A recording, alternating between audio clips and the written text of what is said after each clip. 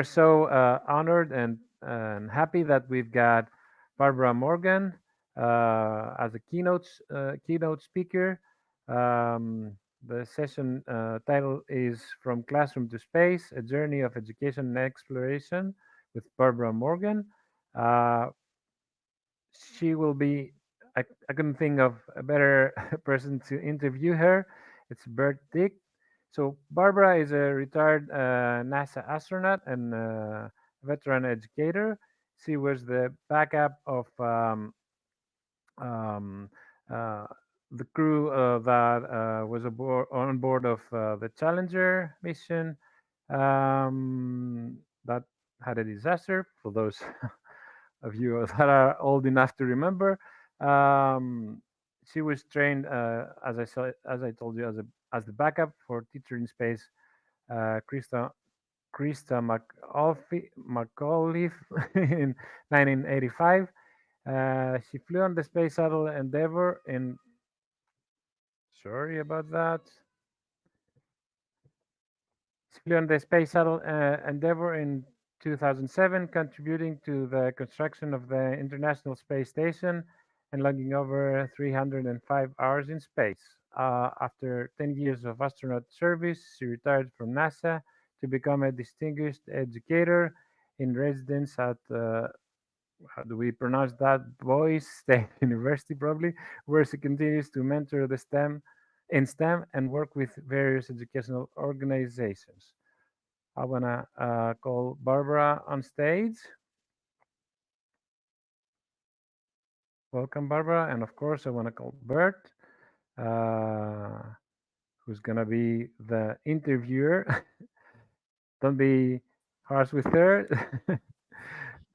And of course, I want to remind that we will be receiving your questions so that Bert will address them to Barbara. Um, Looking forward for the interview. Uh, have fun. Thanks so much, Stamatis, and thanks to IEEE and the Educational Activities for putting on this great IEEE STEM Summit. It's my pleasure to serve as the moderator today, and we've got an amazing guest. So I do want to introduce Barbara. So Barbara, if you can make sure your camera and your mic are on. There you go. Very good. So welcome, Barbara. Thank you so much for taking the time out of your schedule to join us. And everybody, we are going to be taking questions from the audience, and we're going to kind of use a hybrid approach where I'll be asking some questions, and then we'll be taking your questions, and we'll kind of rotate back and forth on that to try to get as many questions in as possible. So we really do appreciate all the things that you have to ask, and we thank you for taking time out of your schedules to be here as well. So welcome, Barbara, and I will say it's a pleasure to have you here. Two of my favorite professions, of course, are teacher and astronaut, and you're both. So that's why it's great to talk to you about this. So let's start off a little bit about your background. And you were an educator for quite a long time. What led you down the path to become an educator? Well, thanks for your question, Bert. And first of all, I just want to say thanks. It's great to see you, Bert. And greetings to all our Earthlings out there. We are so delighted to get to be with you and to share in this fabulous STEM Summit. So greetings. And Bert, what led me to become a teacher? That's a really interesting question. When I was a little kid, I had great teachers. I loved learning, and I loved my teachers, and so it was something that that I was interested in at an early age. However, as I was growing up, and for those of you who may not know, things were different when I was growing up. It was a different age, and when I got to be about a junior or senior in high school, I started really noticing that girls in that time frame could become nurses, secretaries, moms, wives, teachers, and that was about it. I had already graduated from high school, for example, when Neil Armstrong stepped on the moon, and that was all guys, right? You didn't see females in those roles, and I really fought it. So I went to university to study biology, and I was kind of going the pre-med route, thinking I was going the pre-med route, even though I was told that's something girls don't do. So, but I definitely was not going to be a teacher. I just didn't like those limits. And in my studies in human biology, one of my very favorite classes was about the structure and function of the brain. And I was also taking some other courses that dealt with learning and neurosciences and things like that. And I was so fascinated by it. Well, but I was not going to be a teacher. So one day I was in the university bookstore, and I don't know, there must have been something going on in my brain that was telling me to do this, but it wasn't certainly something that I had planned on doing, and it actually surprised me. But I wandered over to the education section of the bookstore. And, normally you look at the books and you see their spine. Well, there were a couple books that had the front cover showing. And there was this fascinating book cover of a fascinating looking woman. And I picked it up. I don't know why, except it looked interesting to me. And I started reading the first couple pages. And it was about a woman I had never heard of before. I knew nothing about her. And it was so fascinating. And it was all about how children learn. And it turned out to be Maria Montessori. And I'm sure you have all heard of Maria Montessori, but I hadn't at the time. And I was fascinated by that book. I was too cheap to buy the book, so I stayed in the bookstore for several hours to finish reading it. But I got to thinking about the courses that were the most interesting to me. I was also working in the summer times as a camp counselor with little kids, and I really enjoyed that. I knew I wanted to do something in the service area. And so I just thought, why am I fighting this? If these are the things I'm really interested in and the things that I really love doing, what better place to learn about learning and to be of service to others than to be a teacher? So that's how I ended up going into teaching. I was only going to do it for 10 years, and then I was going to go back to more graduate school and become a scientific researcher. But I enjoyed it so much, I kept going. And I taught for 24 years. That is a great story and on your path, not the traditional path to teacher, right? But fabulous. So you're a teacher, you're doing elementary school, I understand. And in 1984, President Reagan announces a program called the Teacher in Space Program, to help inspire kids, but also to honor teachers as well. And you applied for that program. I know there was something like 12,000 teachers applied, and you were selected as one of the backup teacher to Krista McCullough. And could you tell us a little bit about the Teacher in Space program, what your experience was like? And I'll follow up after that to talk a little bit about Krista McCullough as well. Yeah, you bet. It was a great program, and I was so lucky to get to be a part of it. I can tell you a funny story how I learned about it. After school every day in the evening, one of the first things I would do would be sit down with my husband and watch the evening news. We had a little black and white television. We were living up in the mountains, teaching in a very small, very rural mountain town. And my husband happens to be a writer, and he thinks very carefully about his words and what he's going to say before he speaks. Me being a classroom teacher, with especially the elementary school, there's always lots of language going around, right? And we're all sharing and talking together.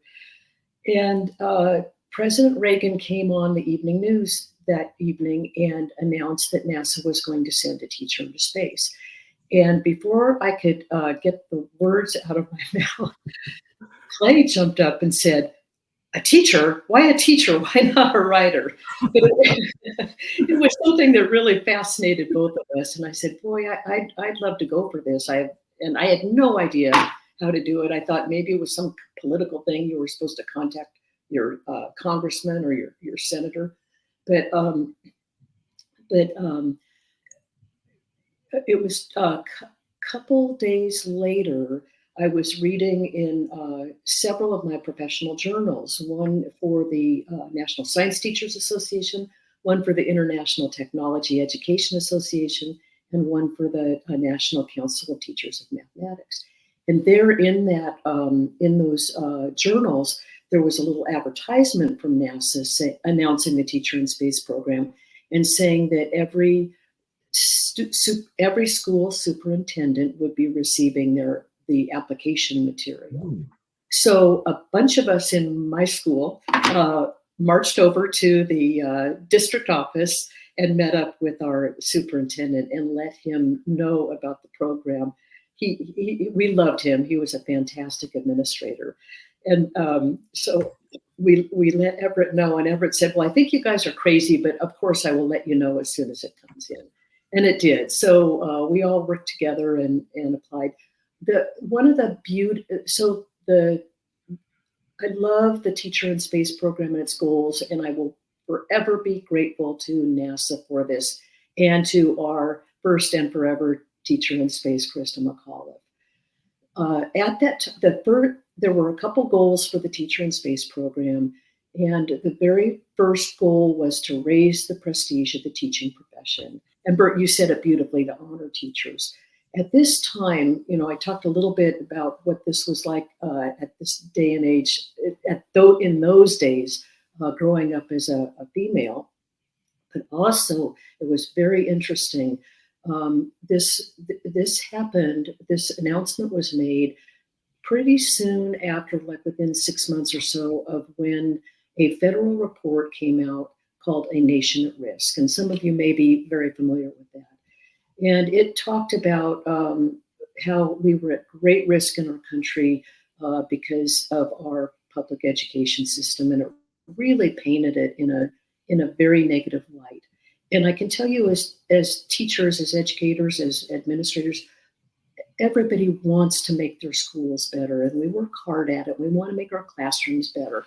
So it's not like we were all sitting around, doing a bad job. We were working really, really hard. And but it painted all of our schools and all of our teachers with a very broad paintbrush and very negative one. Also, in those days, way back when, in the 1980s, there was a saying that we teachers actually heard just about every day, loud and clear. And it was this saying: those that can, do. Those that can't, teach. So it was just a really, really negative time. Then NASA announced this Teacher in Space program, whose first goal was to honor teachers, to raise the prestige of the profession. Public education is the cornerstone of our democracy. It is critical. And we want people to go into teaching, right? And we want them to do a really good job. So that was the first goal. And then the other goals were to inspire our young people through space exploration, which is very inspiring to our young people, and to encourage them and inspire them to pique their curiosity in science, technology, engineering, and mathematics, what we now call STEM. Right?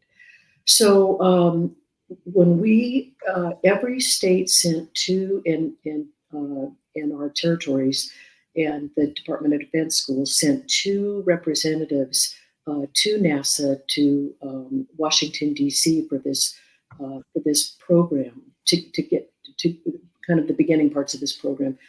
And it was such a boost in the arm. We knew that those of us who were lucky enough to be there, we knew we represented great teachers and great schools back in our own states. And we got together, and to be able to meet each other, we're all in the same endeavor, this wonderful endeavor called education, trying to do the best we can. It was just a real shot in the arm. And then, of course, NASA selected the most wonderful human being and a fabulous representative of the teaching profession, Krista McAuliffe, to be our teacher in space. And she did such a fantastic job, and it really turned a lot of that negativity around. So I will forever be grateful. First federal agency to help show the positive and to encourage people to go into teaching.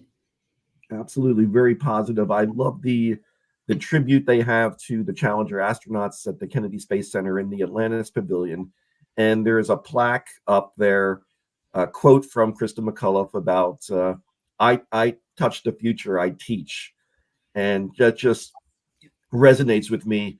Anything you'd like to share about her legacy? And I know you also have a little story about things she was doing even just before her launch. Yes, thanks for Krista. Like I said, she was just a wonderful, wonderful human being, a fabulous teacher. Krista, she wanted to do a really good job. She did a really good job, same as in her classroom. And she wanted her students to know that that it's ordinary people who do extraordinary things. That was one of the things that she taught. She was a history teacher at the high school level. And another thing is she wanted her students to know that they have everything that it takes to be successful in their futures, in their careers, and just to be themselves and to be true to themselves. And her classroom was based on mutual respect, just everything phenomenal. And that's how she really approached everything that she did as our teacher in space and training with our Challenger crew for the Challenger mission. When the crew was in crew quarters at the Kennedy Space Center, ready to launch, and this was the night before launch. So you can imagine what you need to be thinking about and what you are thinking about, and being totally ready for launch the next day and for the mission coming up and all the things, the educational things that Krista was going to be doing on that mission and sharing the experience with students and teachers all around our country and around the world. She also had a lot of other pressures on her, including media, lots and lots of media attention, which she handled beautifully, right?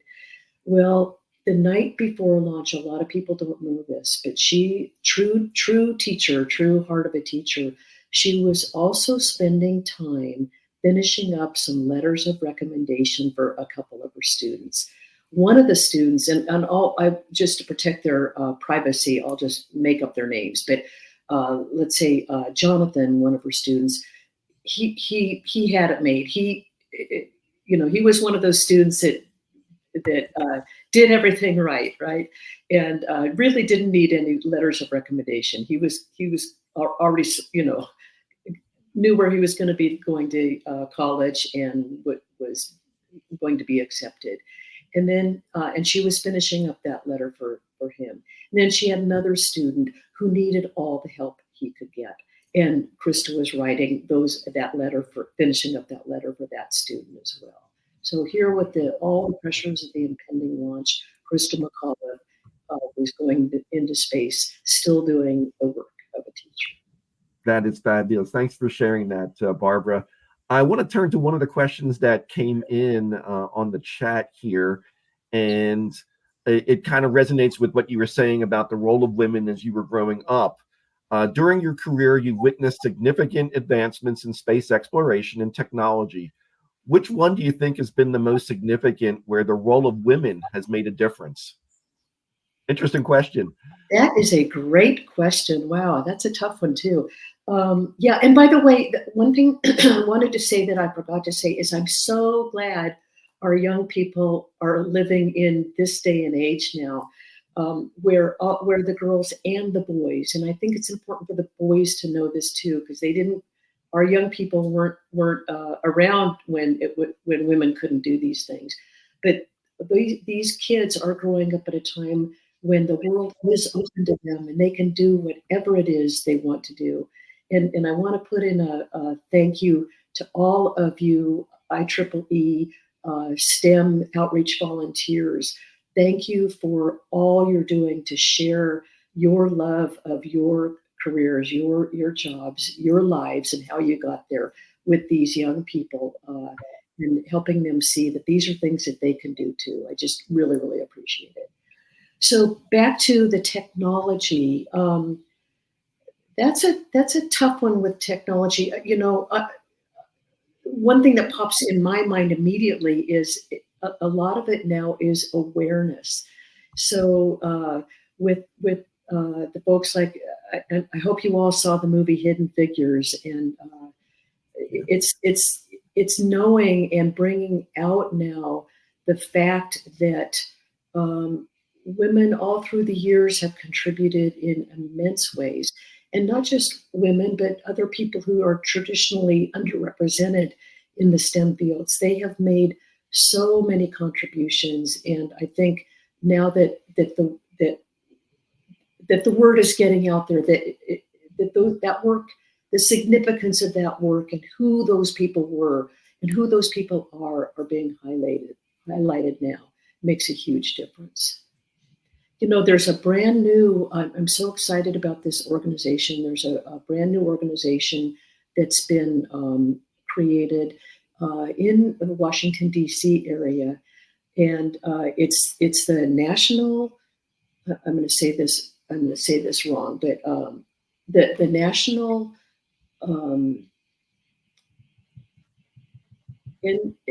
NCWI is the acronym, but it's a National Association, and I can't remember what the C stands for. I apologize. I'm too old and a little tired right now. But for women innovators, and they are reaching broadly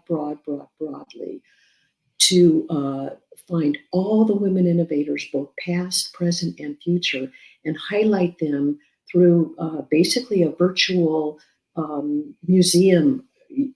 I would call it a hall, like kind of a hall of fame, but also tied in with educational activities for young people to learn about these innovations and about the women behind them that created these innovations. Yes, someone just wrote in the National Center of Women's Innovations. That's it, Center. Thank you. Yeah, it's wonderful. So check it out. Check out their website. It's phenomenal, and it's going to get even more phenomenal over the years. And certainly NASA has changed quite a bit, even from the time you were involved. I know that I think 5 of the 10 NASA centers have women directors. I think 20 of the 48 current astronauts are women, and 9 of the 18 Artemis astronauts are women. So it's a big shift. It really is, Bert, and thanks for those numbers too. That is so, yeah, that is so true. And to me, it was really interesting. So being there with Kristen in the Teacher in Space days back in 1985, 86, and then returning to NASA, to the astronaut corps in 1998, I saw a huge difference. So can I share a little bit about that with you? Oh, sure, absolutely. Okay, thanks. So Krista, being a social studies teacher and history teacher, and her project that she was going to do on the mission that she put into her application, in addition to the lessons she was going to be teaching, she was keeping a journal. She taught, and I think I mentioned this earlier, she taught her students that it was ordinary people doing extraordinary things all throughout history that help us be who we are today. And for example, the pioneers, the women pioneers who would come across our great country before it was, fully a full country from coast to coast. Pioneering on those the covered wagons and everything. So Krista was going to keep a journal, and you would think that it was a book that she wrote in, but it wasn't. She had scraps of paper everywhere, and she would write little things down and stick them in her pocket. It was fun to watch. But we would go to the mission management meetings with the Challenger crew for the mission, and it was really interesting. I'd see Krista pull out her little scrap of paper, and she'd kind of give me a wink, and she'd write some things down. Well, these meetings, there'd be a large conference table with all the head managers sitting around that table. And then there'd be chairs kind of around the back edges of the room where she and I would be sitting and others. And it was always all males at the conference table. And there were a couple females, just a couple, in addition to Krista and me, who, excuse me, in addition to Krista and I, who were the secretaries. And there were, and I'm sad to say this, but there were no underrepresented minorities in the room at the time. And the underrepresented minorities were the folks that when you're driving onto center were the guards at the guard station. And, very proud of their work and doing great work. They weren't in those management rooms and they weren't sitting at that head table. Then, and Krista would take little notes about she would actually count how many women were in the room, etc. So she was planning on using all that in her journal and in teaching her students about, the current situation and looking back in the past and looking at the present and looking towards the future. Then when I returned to NASA when I returned to the Johnson Space Center full time in 1998, that had changed immensely. We had our first female flight director, Michelle Brecky. She was in training at the time. You would go to the mission management meetings, and there were women and underrepresented minorities sitting at those head tables, contributing as managers and as the key scientists and engineers working on these programs. So it was a very big change. And that's another thing I really, really appreciate about NASA. This doesn't just happen. NASA is very, very intentional. They know how important it is that everybody's voice matters, and the more diversity you can have, the better end results you're going to get, the better teams you can make, because you get different viewpoints, different ways of thinking, different new ideas, etc. So NASA has been working very intentionally over the years to make sure that that there is representation in all of its work. Next question, you kind of touched on it with the fact you returned to NASA. So you went back to teaching after Challenger and did that full time. And I guess it was what 1997 or so, NASA reached out and invited you to apply. They didn't say you can become an astronaut. They said you have to apply, right? And you made that decision to come back. And can you just talk a little bit about that and how that transpired? Yeah. Thanks, Bert. So what happened? So after Challenger, NASA asked. It was I'm sure some of our participants this week were alive during that time. I think many probably weren't even born yet. But it was a terrible, terrible tragedy, and it's hard to talk about. Even to this day, so many years later. But after the accident, NASA asked if I would continue on and step into Krista's shoes and serve as what they were calling teacher in space designee at the time, and fly when NASA was ready to fly again, and sort of step into that role. It was, I can tell you, in other words, would I go on? And the going on sometimes was really hard, but the decision to go on was a very easy one to make. And so we had kids from all over the country and literally around the world watching the Challenger and watching so excited about our first teacher in space and learning about all this stuff. And then we had this horrible tragedy. And I know from my years and years of working with kids that first and foremost, kids learn best by doing. by doing things themselves. That's why I love the work that that the IEEE, all of you STEM outreach volunteers are doing in giving those kids those hands-on experiences, because that they do learn best by doing. Secondly, they learn by watching. At least they learn by us talking to them, kind of like I'm talking to you guys today and Bert's talking to you guys today, right? But we had kids all over the country watching adults in this horrible situation. And I felt it was really important for two things. One, to keep the future open for our kids.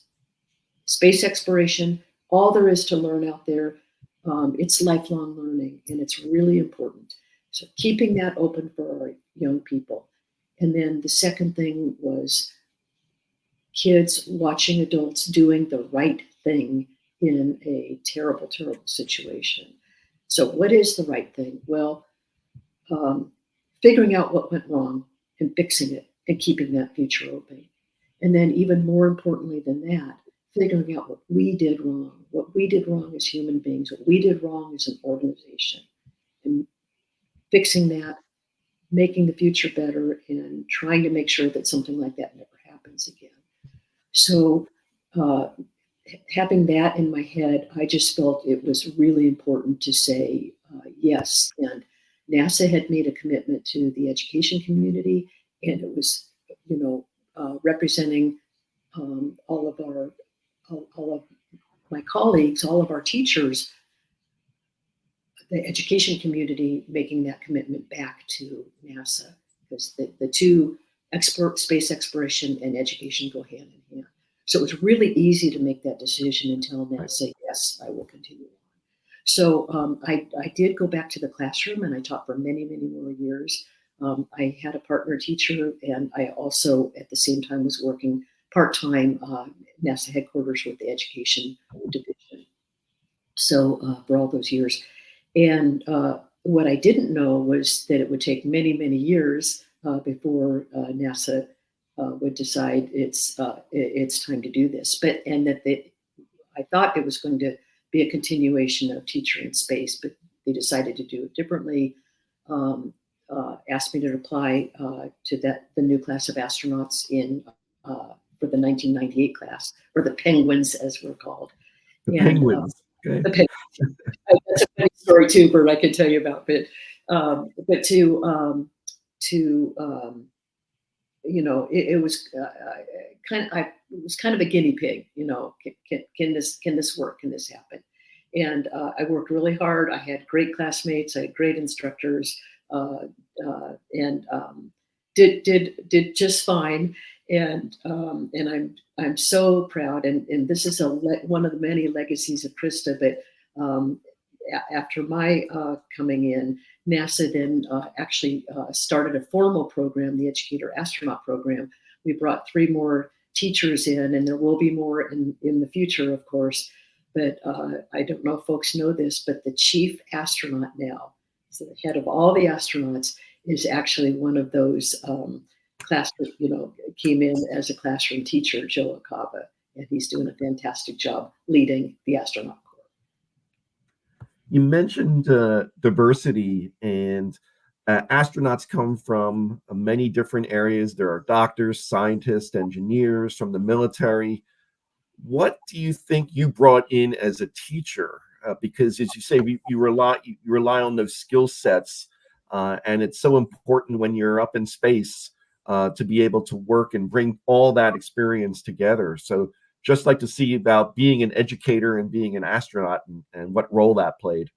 Yeah, that is a great question. Thank you. And do you mind? I know my answers are kind of long, and I feel bad about that. But that's okay. We're going to take some more questions, so we're good. Okay, I've got a couple funny stories to share about that too. But first and foremost, teachers and astronauts, actually, both of those jobs, they are very, very similar. They share a lot. We've got a lot in common. It's all about learning. It's all about exploring. It's all about discovering. It's all about sharing. And it's all about service to others. So those things are very similar. Also, teachers and astronauts both work with very complex people in complex environments. So I'll tell you one story. Because I can tell you that people weren't sure, who's this person and how's this going to work, right? They're not a trained engineer or a trained scientist. During our Ask Can years, so very early in our training, this was just maybe 3-4 weeks into the training, I had a big stack of our workbooks in hand, and I was running to one of our classes with my classmates, and these classes are like 4-hour-long classes on specific systems. Let's say it might be on the shuttle environmental system or the shuttle electrical system. We had many of these classes. I was running a little late, and I had this big stack of my workbook, so I didn't want to go down the steps and have an accident. So I hopped into the elevator, and the doors closed. And inside the elevator were several of the astronauts from the class ahead of mine, the sardine class. And they had big smiles on their faces. They said, "Hi, Barb." I said, "Hi." And they said, "Hi, it's great to see you guys." And they said, "How do you like this?" And I said, "Well, I'm loving it." And they said, "Well, it's sure a lot different from teaching, isn't it?" And before I was thinking, no, it isn't really different from teaching. But before I could get the words out of my mouth, one of them said, "It's a lot harder, isn't it?" And I was kind of shocked, and I thought two things popped into my mind. One, they had never been teachers themselves. And two, their spouses weren't teachers either, or their parents. They didn't know a teacher, right, as a relative very well. And I said, "Well, actually, no, it's not that different." And one of them said with a big smile on his face, "Oh, well, you know what? You're in the honeymoon period." So it's because they said it's a lot harder, isn't it? And then I was thinking, no, it's not really harder. But they said, "Oh no, you're in the honeymoon period. Well, and it's going to get a lot harder." And they were correct. It did get a lot harder. But I can honestly tell you that as hard as it never got any harder than teaching. So think about this. You're working with 20, 30 students at a time. And each of those, they are individuals, right? And they all come with different motivations, different strengths, different weaknesses, different things going on in their home life, whatever the case is. And you are designing a learning environment where you're trying to create the most high-performing team that you can, this team of young people that shares and helps each other become the best that they can be, and to help each of those young people reach their full potential that will help them for the rest of their lives. That is hard. So I can honestly say it never got harder than teaching. Fabulous. I do want to talk about your space flight, but I wanted to take one question that I just see that came in. Would you say the issue with education is not the vast array of subjects, but the ability of young people to face technical or logical problems and then finding techniques to solve them? Many of the young adults I come across have a great deal of taught knowledge, yet no common sense or practical problem-solving ability. Interesting. That is an interesting question, and it looks like that may have been from John Gillespie. Yes, looks like John. Yes. Yeah, John, thanks. And to the other participant, I didn't catch his or her name, but thanks for the great question too. So, one of the things that I noticed in my long career, so after teaching, K-12 for many, many years, and then serving as an astronaut for 10 years, and then coming back into education, but at the university level.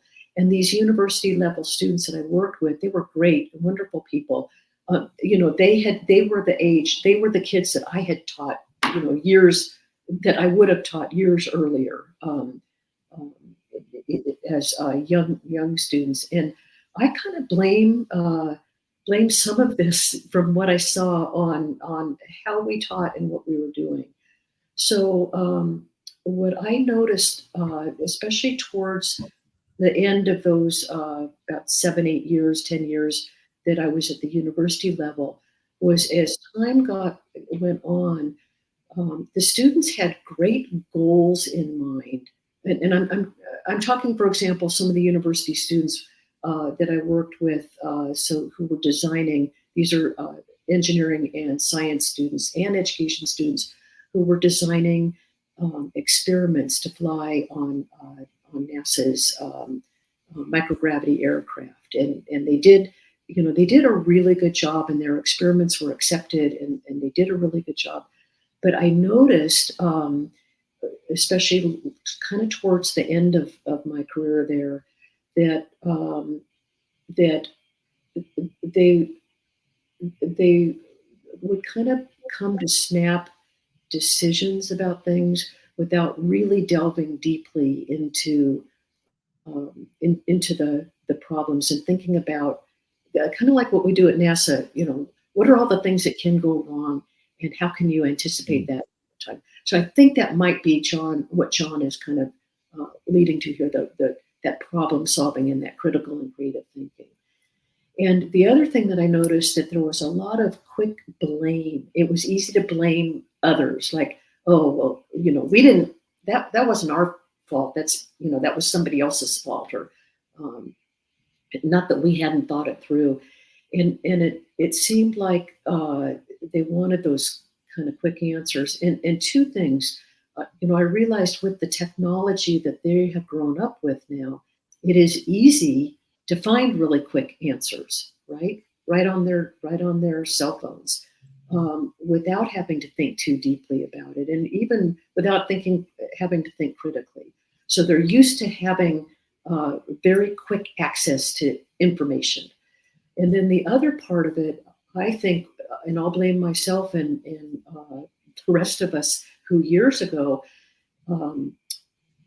self-esteem was so important, and we worked so hard at telling the kids, you're doing a great job, without really having them think about and analyze how they were doing, and asking themselves and us asking them those harder questions that would help get them to think critically about what they're doing. So I kind of changed the way I teach when kids will come up to me and say, they'll hand me something that they've done, and they'll say, what do you think of this? How did I do? I won't say, hey, that looks great, you did a great job. I'll ask, what do you think? You tell me what you think about it, to get them to start thinking more deeply. So I think these are things we need to carefully think about in how we work with our young people, both from the psychological standpoint, but also from the technology standpoint as well. Absolutely. I do want to ask about your space flight, STS-118. I see a few other questions in there, and maybe we can finish up. I know believe it or not, we're at 11:45 already. So, oh my goodness, sorry, my answers are too long. Yeah, time is moving pretty fast. So I want to try to get as many in. But you flew as a mission specialist on STS-118. Can you just share a little bit what that was like and your impression of space? Yeah, you bet. I always love sharing space flight, and it's something I wish everybody and hope everybody can and will do as we move forward into the future. So our mission, STS-118, we were a construction mission. Our job was to help construct the International Space Station. And we took up with us a piece of, here's the International Space Station here. We took up a piece of the truss. In fact, this was what it looked like. And now that there are, we've got more solar panels, right? So we added on to this existing truss a piece that allowed the crew that came up after us to build out that last set of solar arrays on the starboard side of the International Space Station. We also took up a stowage platform, an external stowage platform that had lots of different equipment on it, weighed about 7,000 pounds. And the equipment, for example, was a spare a spare ammonia tank, spare end effector for at the time, the existing space station robotic arm, some of the communications and computer equipment that goes on the outside of the International Space Station. And we took up a great big 850-pound gyroscope. There are 4 gyroscopes that it's their spinning that keeps the space station in its proper attitude, so it's not flopping around. And you have to have all 4 gyroscopes. One is a backup.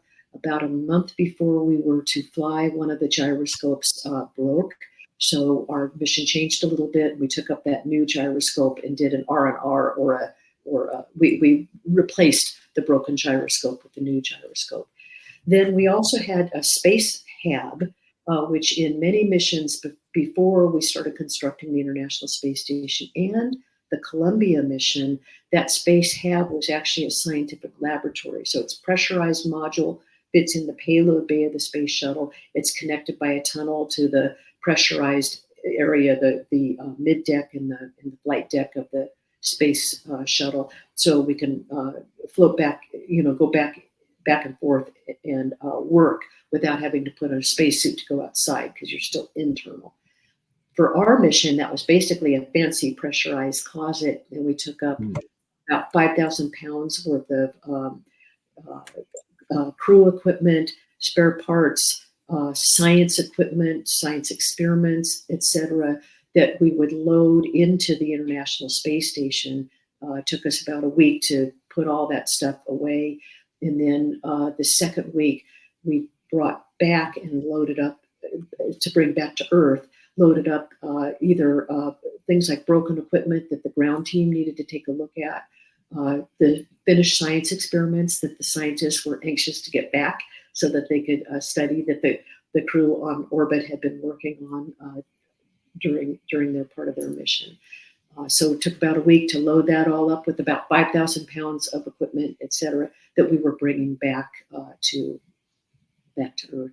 So it was a really, really busy mission. It was a fun mission. We had challenges. I love being able to work with a wonderful team.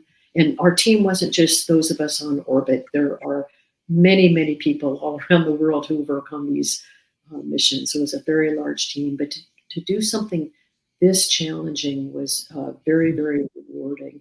And it really reminds me that there is no challenge too big that we as a human race can't work together and solve and make better. And the key to it is working together, right? So that's the work part of the experience. We did do a few science experiments, but we were mostly a construction mission. But I'd love to, Bert, if I have time, I'd love to share a couple just fun things that happened on orbit or unusual. Sure. Things I wasn't expecting. So the first time I floated over and looked out the window, I had a shock.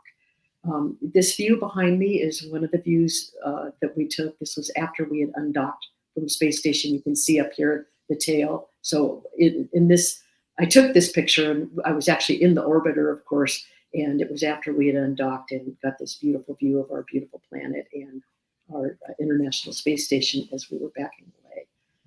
But that first view that I had looking out the window, and I had seen hundreds and hundreds and hundreds of beautiful photographs that our crew members take from space. But the big surprise to me was when I looked out that window and saw space with my own and our planet with my own eyes in space for the very first time. The blackness of space was a big shock to me because it was a black I've never seen anywhere here on our planet Earth. And every time I would peek out, I would think, how do you describe that blackness if it's something we hadn't seen? So how do you describe something that we haven't all seen? And one of the big surprises to me was it was a very flat black. So I was thinking, okay, like flat black paint, right? No shine to it at all. But I thought, no, that's not correct because flat black paint you can't see through. Right. This is a vacuum, right? You can see through in it, and you can see that universe goes on. It looks like forever and ever and ever. I mean, you can see right through it. And so I thought, no, it's not flat back paint. And the more I looked at it, it seemed to have a texture to it, like it was really smooth. And I thought, wow, so what on earth is black, flat black and really smooth? And I thought of velvet, because velvet is really smooth. I mean, it looked velvety, but I thought, no, velvet has a nap. And this doesn't look like it has a texture to it like that. And so you'll have to use your imagination. But what I came up with is creamy black. But when I think of creamy black, I kind of think of creamy coffee. But it's nothing like that, because it's the deepest, blackest black, flat black you've ever seen. So you just have to use your imagination. That was a big surprise. And then an even bigger surprise, and partly why I used this background for you, is as you're orbiting the Earth in your space shuttle or your International Space Station, or now your Dragon spacecraft, or your Chinese space station, whatever, you are traveling at 17,500 miles an hour. So you are going around the Earth every 90 minutes. So you get 45 minutes a day, 45 minutes at night, 45 minutes a day, 45 minutes at night. And when you are on the daytime side of the planet, like you are in this photograph here, because the Earth is nice and shiny, right? The perspective is so different. So here on Earth, like if I look out my window right now here in my office, I'm looking up and I see blue, I see a little bit of white, I see a little bit of gray. And I look up and it looks like it goes on forever, right? Well, when you are on the daytime side of the planet, but you're up a couple hundred miles, that it is absolutely pitch black, all the way down to the edge of the planet. And you see this really teeny tiny thin blue line there. To me, it's akin to the skin of an apple on an apple. That's how thin it is. So it's very different from that perspective than it is from our perspective here on Earth. And you start thinking about all the people, all the animals, all the plants who are sharing this, what we call spaceship, Earth, sharing this planet together. And that is one very definite finite resource. So it really gets you thinking. Yes, there was a question there about the overview effect. Did you experience that? Yeah, that is it. There's a wonderful writer who came up with the overview effect, and I think everybody who flies into space gets that overview effect. We all maybe see it or talk about it in a little bit different ways, but what I just described for you is what that writer would call the overview effect. We're running out of time. I'm going to make a moderator's decision that we're going to go a little over time. I think we were told we could do that so we can get a few more questions in. So hopefully they won't ban me in the future for doing that. And I'll try to keep my answers shorter if I can. But there were two questions I saw real quick that we can take. There was one about people. I mean, obviously the way things are changing with space, more and more people are going to be flying into space. I know it's still a relatively small number of people, but do you see people with disabilities being able to go into space? Absolutely, I do. Absolutely. And I'm so excited. And I can tell you just about all of my colleagues too are very, very excited about all of the commercial space endeavors and the partnerships between NASA and our commercial partners, and especially also with our international partners as well. That experience that I just shared with you, to me, the more all of us who want to can go into space and see that perspective with their own eyes, the more we're all going to and grow and become better at being, a worldwide community of human beings. So super, super excited about that. And that means everyone. And, it's interesting going back to the Teacher in Space days. So, and this is not necessarily disabilities, but it is the same kind of story. And so people with disabilities, it's the same thing. They can do very, very well in space. All right. During Teacher in Space, while things were going well before the Challenger accident, NASA had already started its competition for the next civilian to fly in space, which would be the Journalist in Space program. And I'll never forget our commander, Dick Scobie. At the time, oh boy, and I'm being old right now. And Walter Cronkite was, just a favored reporter. Everybody loved Walter Cronkite and would watch him. And Walter was a great proponent for space exploration. Well, Walter was one of the folks that applied. He was much older at the time, much older than anyone had flown. This was before John Glenn flew as a senior citizen. The word on the street for everybody was, Walter Cronkite will never get to fly. He's just too old. Dick Scobie was so excited about Walter Cronkite. And the way Dick put it was, and I learned this for myself too in space, but space exploration is a very natural thing for human beings to be doing.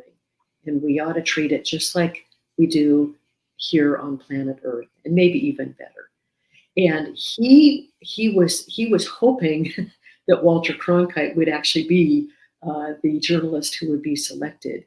And the way he put it was, yes, he's a senior. Yes, things might happen to him in space, and we might have to bring him back in a very different condition than we took him into space with. But it's all part of the human experience, and he has every right to experience that and share it with everyone else than anyone else does. I saw one other quick question on going back to the moon. Do you see us making it sometime in the future with Project Artemis? Absolutely. It may get delayed a bit, that it's always really, really challenging, but it's great to set these audacious goals and keep working at it, right? But right now, and again, this may get delayed a little bit, but 2025, I think, next year, we're supposed to send the next Artemis mission. We've had one uncrewed that went way around the moon and came back to Earth. That mission worked out really well. Next mission has 4 astronauts. They've already been selected, and we're super, super excited about them. And I told you about NASA being intentional about making sure that space represents all of us. And so that crew, besides having 3 Americans and a Canadian, also has the first astronaut of color and the first female astronaut who are part of the Artemis mission. And in fact, the first 2 people to step on the moon, that won't be Artemis 3, that'll be Artemis 4. That is very, very intentional that's going to happen. Yeah. So for the Artemis 3 mission, that will be similar to the Artemis 2 mission, but it will be a crewed mission. And we're super, super excited about that. And if all goes well there and everything's ready and in place, which again, it may take more time, but the goal that we're working towards is a couple years after that, then to have the Artemis mission that will actually land our first crew in a very, very, very long time on the moon. Can't wait for that. Yes. Yeah. So as we wrap up, I know we talked quite a bit about IEEE as we led up to this, to the keynote here today. What advice do you have, or what guidance, or anything you'd like to share with our IEEE volunteers who are doing such a great job with a STEM engagement, or any of the teachers that are on today who are also trying to bring engineering, science, STEM into the classroom? Yeah. Oh, Bert, thank you for that question. I'm not good at advice, but what's most important to me is for me to tell you, keep doing it. Keep doing what you're doing. You guys are doing a phenomenal job, and it is so important. You are making a huge difference in our young people's lives, which ends up also making a huge difference in all of our lives. So the hands-on experiences that you give them, the fact that they can actually explore for themselves I like to say, get some stardust on themselves, right? You're getting stardust on those young people. You're showing them what's possible, what those careers are, what those fields are, and the wonder and joy of it. And you're showing them by being with them and sharing your enthusiasm and your expertise and your story about how you got into these fields and what you love about it, and the challenges too, and how you've overcome those challenges. All of that makes it very personal and very real for them. So please keep doing what you're doing. Also, the fact that you all share with each other, I think, is so important. Like during this STEM Summit, I wish I could be here the whole time. I want to learn from all of you.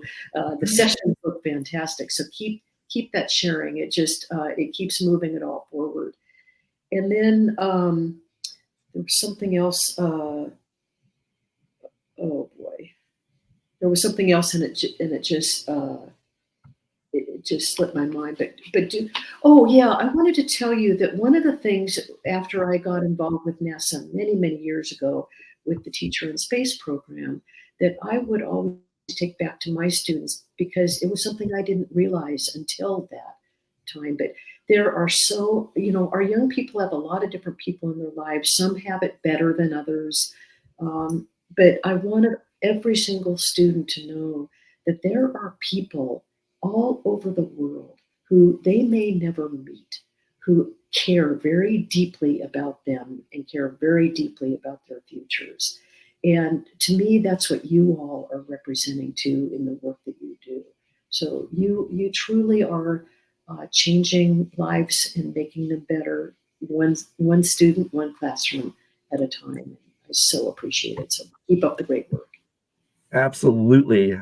That's one of the things that has motivated me. It's just so great to have that kind of impact and see the wonder in these kids' eyes as you open up some new vistas to them. So thank you for sharing that. So as we close out, one last question. You wanted me to remind you to share a story about how we all remind you of something that occurred in your career. Thanks.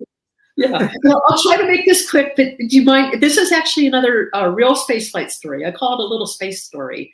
And this truly does remind me of all of you, Bert, you, and our team who are working beautifully in the background. So big shout out to Stamatis and to Lynn. Thank you so much, and the rest of the team.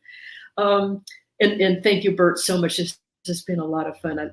And both your hosting and moderating and your great questions and all of our participants' great questions. So thank you. But this does remind me of all of you. So it was one of our orbits. We were flying from, our orbit was taking us from the northwest coast of Africa to the southeast coast of Africa. That was the direction of our orbit. And we had a little bit of time to stop our work and go float over to the windows and just observe and learn. As we were going over, when we were about halfway across in the middle of Africa, you could see way out in front of us the Indian Ocean. And beyond that, you could see the Terminator line. You could see where daytime was ending and nighttime was beginning. So we were flying towards nighttime. I mentioned that fast speed, that 17,500 miles an hour. Within a few seconds, it seemed like we were already over the east coast of Africa. But before that, when we were back in over the middle of Africa, seeing the Indian Ocean, there were thunderheads scattered all across the Indian Ocean. But you could tell that each thunderstorm, they were hundreds of miles apart. So just imagine the Indian Ocean with these very isolated thunder clouds, hundreds of miles apart. Well, by the time we got over the east coast of Africa, it was already nighttime, pitch dark, except for the east coast of Africa was totally outlined with human-made lighting.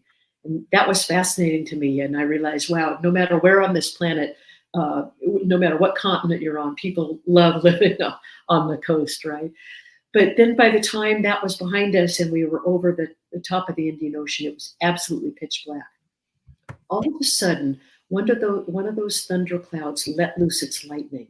And that flash caused another one of those other thunderhead 100 miles away to let loose its lightning, and then another and another, and it was flash, flash, flash, flash, flash. It was like fireworks. It was amazing. And then it all died down. It was pitch black again.